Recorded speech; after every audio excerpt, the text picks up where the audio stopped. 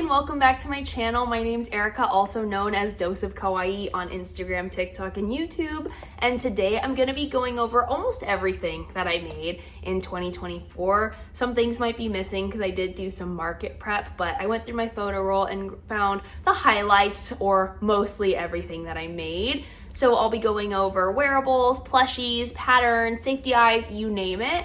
If that sounds like fun to you, then stick around and let's go ahead and jump right into it. I will be putting the link to the patterns in the description box below. Pray for me, that's gonna take a while, but I do wanna do it just to give the creators the shout out that they deserve and then also to give you all the links. Oh my goodness. So let's go ahead and start with wearables. First one that I want to show you is this knit cardigan that I made. I made this using Woolies Lion brand, and this was my first wearable that I'll say I was actually really proud of. This is in the colorway Coney Island, and I love the colors of this yarn, first of all. But second of all, I think the construction of this sweater is so smart. It's just oversized, it's cute, and it was really simple. There wasn't much shaping or anything that had to happen. So it was an amazing first wearable garment, like third try at a wearable garment, but first wearable, this one. So proud of that and highly recommend giving that pattern a shot if you want to get into creating wearables. That was a knit pattern though. The second thing was this beanie, and I was clearly on like a knitting train here. This was before I discovered my love of making crochet amigurumi, so we'll get into that in a minute, don't worry. But for now, this was another thing that I made, this really cute beanie, and I've actually worn it so many times. It does keep me really warm. Another thing that I made this year were the fingerless gloves, and I'll put that photo right here. I made these for my fiance's mom, and she absolutely loved them. They were a Christmas gift.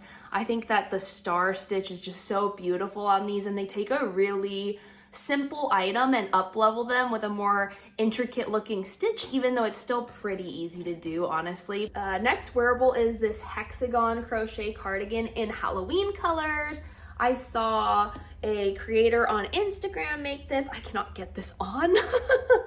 And I really wanted to make one myself. I am a big Halloween person, so I knew I had to have my own twist on this, and I love it. It's just using like Joann Big Twist, the value acrylic yarn, and I think it served its purpose perfectly well for this. And then the last thing is the Academia throw from Lion brand. I used the Hometown yarn, and I actually started this project in 2023 and then I never visited again. I thought that it was in the whip graveyard. I thought it was done, but then Christmas came back around this last Christmas, like 1 month ago. And I was like, I need to finish this project. So I think I started it again in November. It was a gift for my dad. I based the colors off of both of our and my mom's alumni school, SDSU. We're all big SDSU basketball fans, so that was the thought behind it, and I ended up finishing it. It turned out good. He loved it, and I'm glad to check that off my list. We will be going into plushies next. While the rest of these are not necessarily in chronological order, I do want to show you one that was the first plushie that I made of 2024, and that is this Mabel chicken pattern. This is the first time I made an amigurumi using thicker yarn, and I loved the way it felt, and I loved the way that this came out, honestly. I think for my first time making a thicker amigurumi, it turned out really well. The next one I want to show is this turtle I made. It is the Crochet by Jenna strawberry turtle pattern, and it reminds me of like the Spoderman meme. And you can just see the difference. I made a couple of turtles last year, and you can just see the difference in how far I came between my first turtle and then the second one that I made later on. And then this one is another turtle that I ended up making for my fiance, but it was a orange. Fun fact, this is the first amigurumi that I sold because he bought it from me, which was super sweet, just to show his support.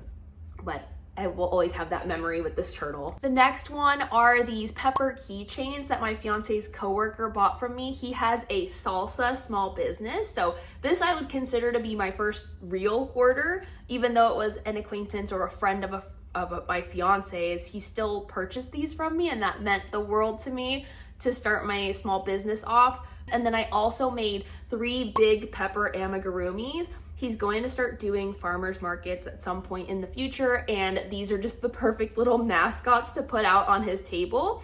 And then for these big peppers, I actually wrote the pattern up myself and adapted some that I found online. It's not something I sell as a pattern, but I was really proud of myself for stretching my skills and getting it to be the shape that I wanted. It was one of those first like tastes of being able to write up a pattern myself and to actually create a shape from something that I had in my mind and putting it into creation.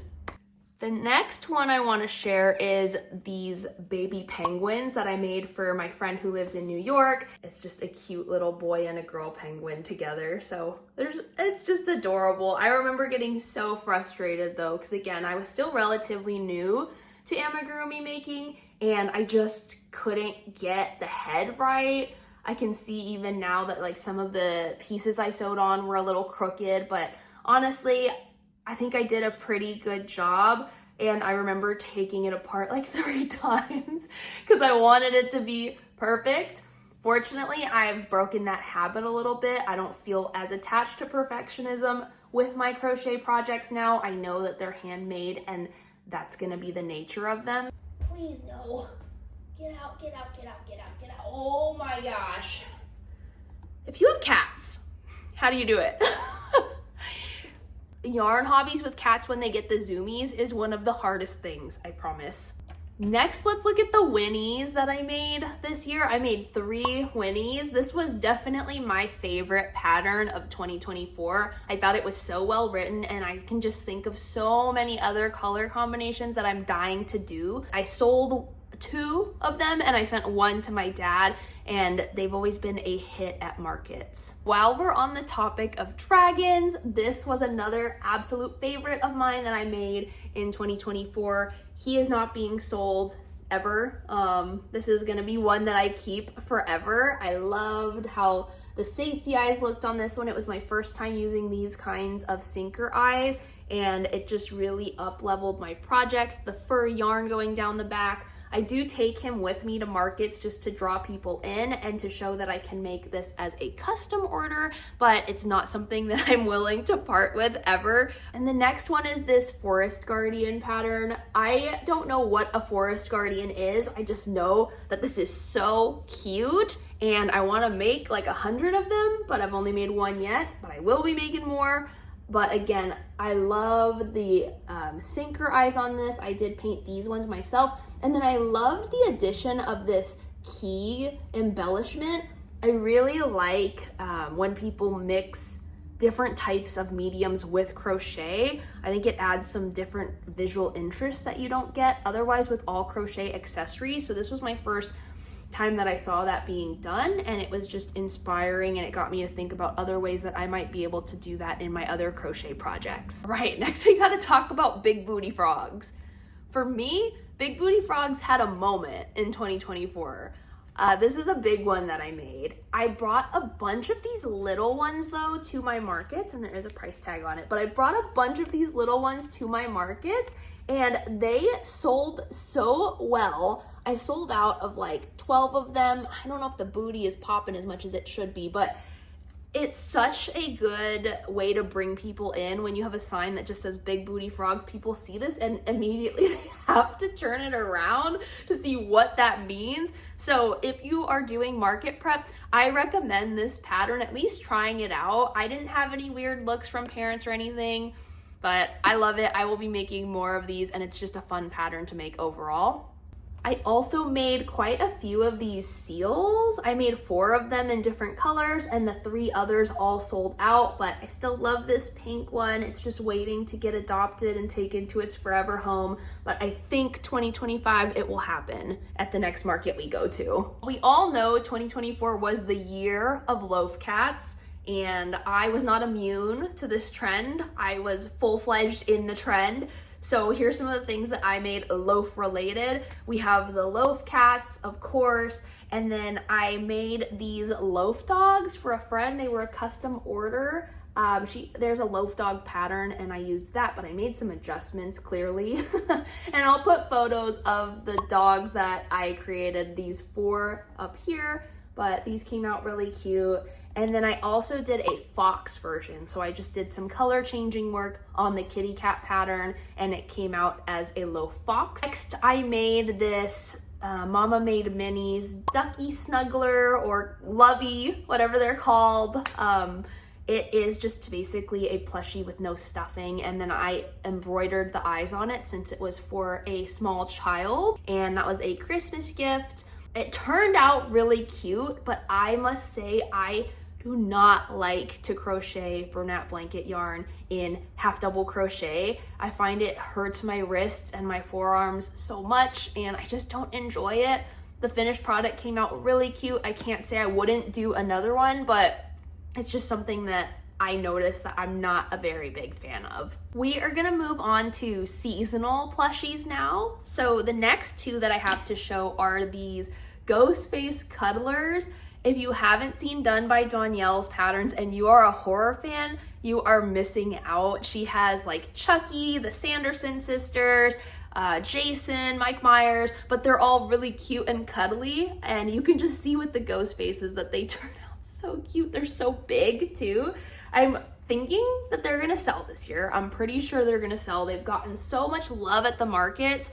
It's just the price is obviously higher than my smaller creations since they take quite a bit of time to crochet, but I think they're gonna sell this year at a Halloween market. And speaking of Halloween markets, I had an interesting experience at Halloween markets this year. I would say it was the worst market experience I had in 2024. I did 4 markets in 2024 and I was supposed to do 6. That's part of why that was a bad experience.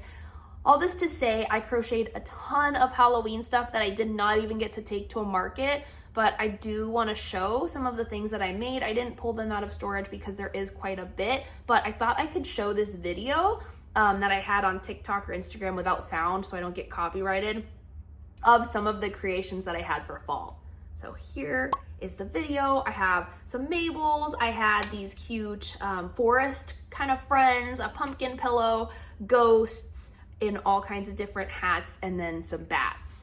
So those were some of the things I made for Halloween. I also had these mystery bags that I was super duper excited to sell.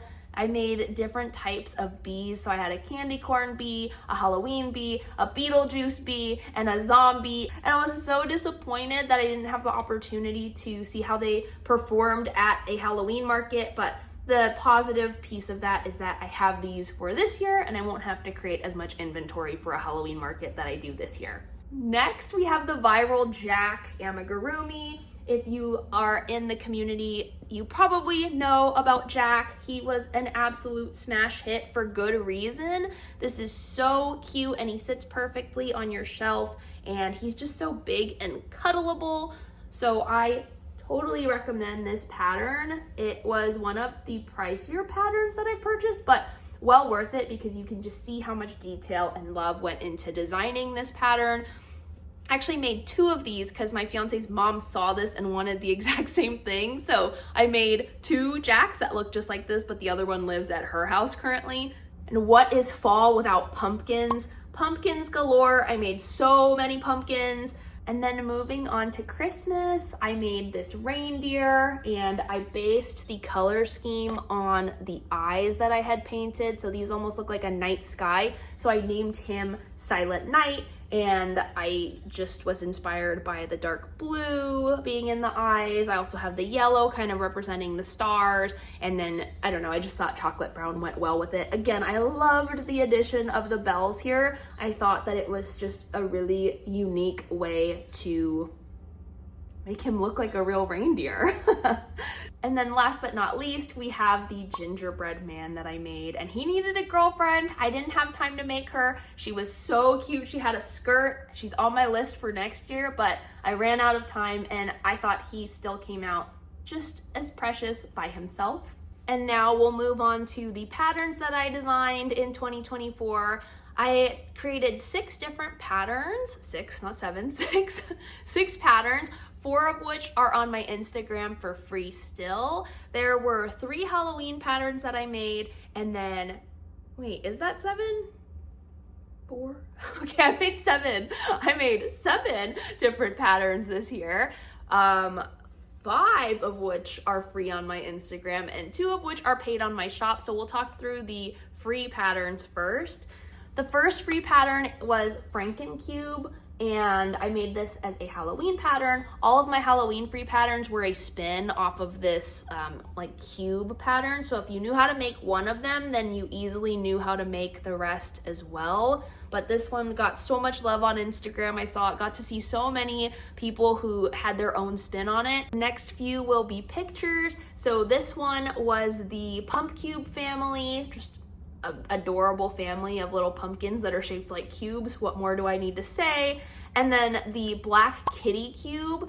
This one I feel like is one of my more underrated patterns. The pictures just don't do it justice, but it was so cute. I wish I had the tangible finished plushie to show you. One of my friends purchased it because it looked a lot like their cat, but this pattern could work for any time of year. It's not just a Halloween pattern, although I know black cats we all associate with Halloween, but it's still on my Instagram. If you do give it a try, I would love to see what your final creation ended up looking like. And then moving on to Christmas, we have my marshmallow buddy soaking in a hot cocoa tub. It's a little bit of a long name, but I wanted to really capture the essence there. And yeah, it's just a little marshmallow guy who's hanging out in what looks like a jacuzzi of hot chocolate. And my last free pattern, which was also Christmas related, was for these polar bears that are at an ugly Christmas sweater party. Like I said, I loved how a lot of patterns were including different types of mediums being either glued on or tied onto the work, so I wanted to do something similar, and so I ended up making these cute little polar bears in their ugly sweaters or ugly sweater vests, whatever you want to call it. But yeah, it's a super quick pattern. If you have a Christmas market, I think that this would be an easy make. I would embroider the patterns on versus gluing it on if it was going to be sold to children probably. The next one is my 4-in-1 boba amigurumi pattern. I had a free version of this pattern on my Instagram just for the regular size, but I wasn't in love with the process that I did for it to flatten the cup. So it's still there if you're interested in checking it out. I just didn't highlight it in this video because the paid version that I made, which has 4 different sizes, is just so much better. I'll show you what the 4 different sizes look like from my paid version. So I've got the jumbo here. This is the regular size, the mini size, which is definitely my favorite. It's just not too big, not too small, just the perfect size. And then last but not least, we have the itty bitty, which I think is perfect for market prep, and I've sold so many of these at my markets. And that was a really cool feeling, getting to see people appreciate amigurumi that I made using my pattern. And then last but not least was my sloth on the shelf pattern. This is inspired by Elf on the Shelf, but I put a little twist on it. They are able to sit up on shelves on their own. And then I have the original version up here, but that pattern is up on my site, and I hope that you'll give it a shot next holiday season. Last section, and this is gonna be a quick one. I just wanted to show some of the safety eyes that I painted this year.